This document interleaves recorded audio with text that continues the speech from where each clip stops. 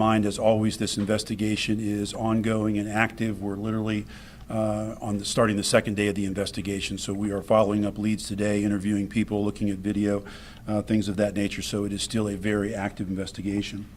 With me is Law Enforcement Division Commander Brian Woodring and Investigations Bureau Commander Joe Giasone. I appreciate their leadership in handling this case and the empathy that they have shown towards the husband of the victim in this case.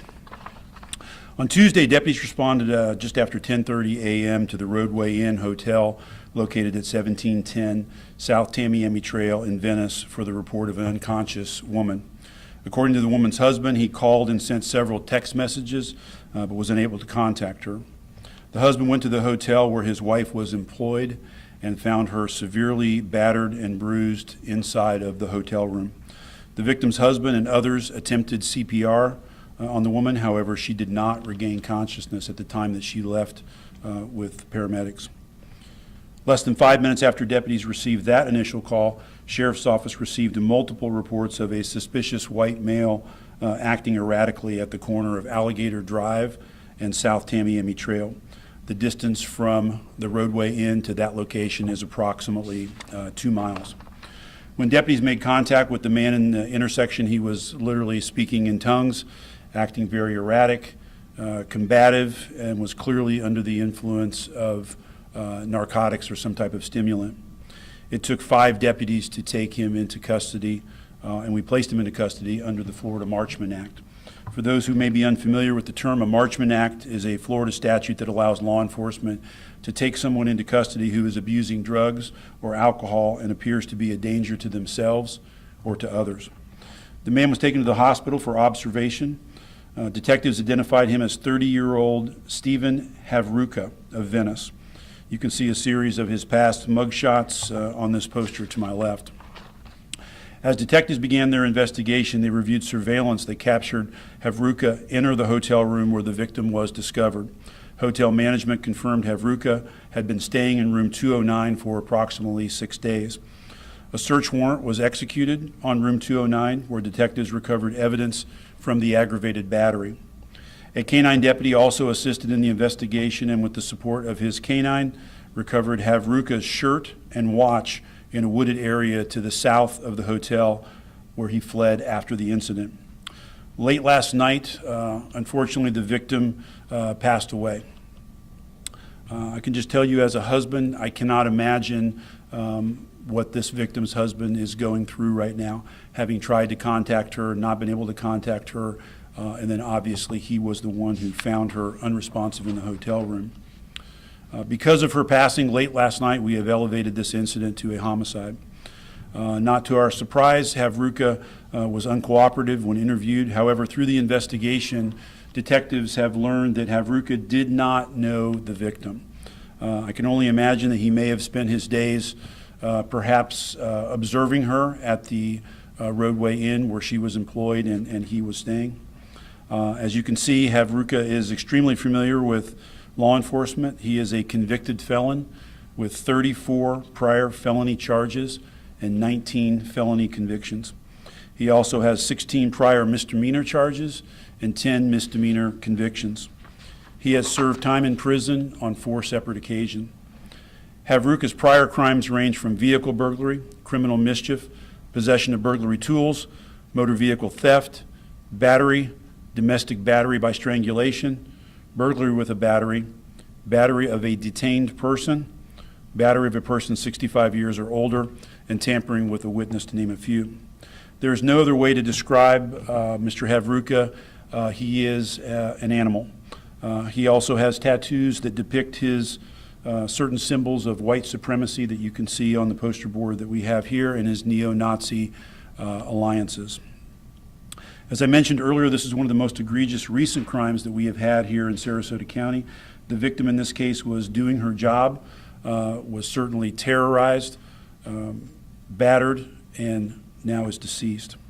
As this investigation continues, we are committed to working with the State Attorney's Office to see that this man is put away for the rest of his life. And once again, I'd just like to say my heart goes out to the woman's husband, who today is grieving an unbearable loss. Our Victim Assistance Unit has been on scene since early yesterday, working with him, and will continue to provide support to the victim's family throughout the criminal justice process. So with the understanding that this is still an active investigation, I'll do my best to answer any questions that you may have. You said he had white supremacist tattoos. Was the woman's race accounted to why this beating? Sam, it doesn't appear at this time that race is an issue. I do mention because they're obvious in the tattoos that he has on his body, but we have no connection at the early stage of the investigation.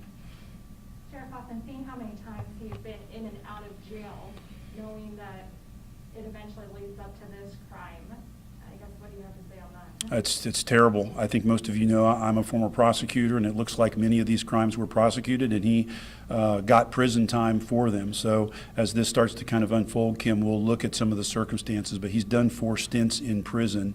But certainly that's what came to our attention when we looked at his criminal history, is that he's been through the system a number of times and is very familiar to us if you look at our internal databases.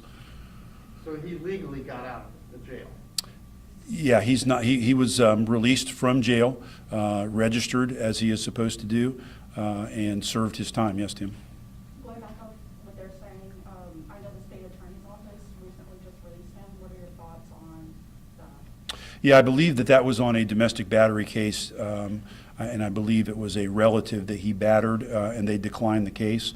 I can tell you in many of those cases, when it is a he said, she said family situation, misdemeanor offense, those are difficult to prosecute. So I don't pass any judgment on the state attorney's office. I don't really know the facts of the case, but that's what I know at this point. What can you tell us about the victim here? I mean, how long has she worked there for? Does she have children? I don't know about that. We've been speaking to her husband. She has worked there. I don't know the exact period of time, but she is employed there, cleaning the rooms and doing work like that. And her husband was in contact with her just to kind of check on her well-being and make sure she was where she was supposed to be. I don't have anything additional in terms of family. Can you talk a little bit about how horrific the scene must have been? I mean, you know, beating someone to death it takes a lot to do that.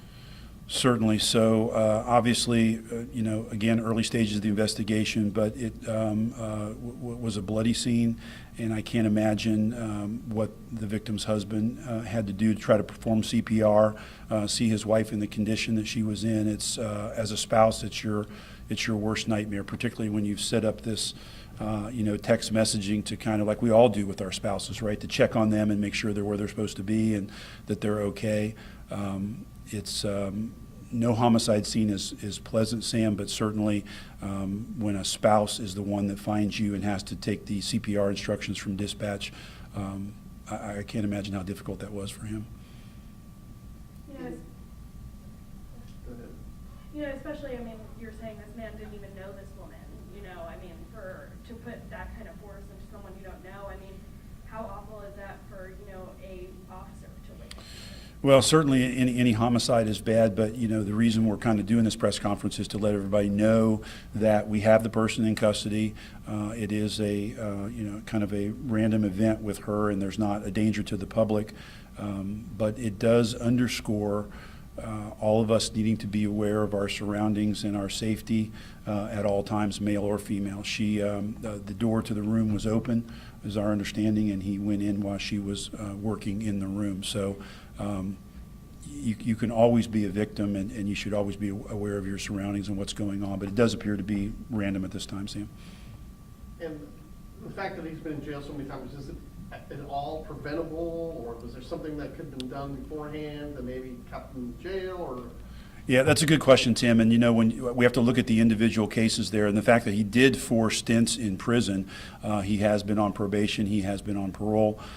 So I don't know without looking at the individual cases, but I think any of us would recognize that 30 plus felony arrests and 19 convictions, you wouldn't expect this person to be out there walking. There's a variety of reasons why that may have occurred. I don't have all the answers on that, but certainly it's frustrating for us. It's one of the reasons we're talking about it today is, you know, asking ourselves the question, you know, should he be somewhere else other than Venice, Florida? Was he in the room cleaning when he walked in? Yes. Sheriff, you mentioned that you guys believe that he was potentially watching her throughout several days. Do you think this was premeditated? Well, obviously, we've charged second-degree murder at this point, and for those familiar with the state statutes, you know that that's without premeditation. It is basically what we call in Florida depraved heart homicide. And we'll look and see about the surroundings of his contact with her or lack of contact with her as we go forward. That'll be the job of the state attorney's office if they want to upgrade it to first degree premeditated. We know he was in the area of where she was working for a period of time, so whether that is sufficient, stalking or surveillance of her that would lead to premeditation, that'll be a decision for the state attorney's office. And him being a white supremacist, how do we know that? So you can look at some of the SS tattoos on there, and some of the other numbers on there are associated with white supremacist groups. I don't know if that was before he went to prison, Tim, or he picked that up in prison, but certainly the tattoos on his body, this lower right-hand corner here, you can see those are SS lightning bolt tattoos across his entire back, and there are other indications that our intel detectives tell us are associated with white supremacy. Again, no connection at this point, but certainly a dangerous individual, and as I described, an animal, in my opinion. Unrelated to this, we have a reporter working on reaction from the Chauvin conviction yesterday. Do you have any reaction to that? No, I have faith in the jury system. I was a prosecutor for 8 years, and the jury did their job, Sam, and they delivered their verdict, and we all have to respect that. The criminal justice system we have in America is not perfect, but it's the best in the world, and I devoted 8 years of my life doing that, and I trust the jury system. I have faith in them, and they came to a conclusion that appears is going to hold Chauvin accountable for his actions. Good. Okay, thank you all so much.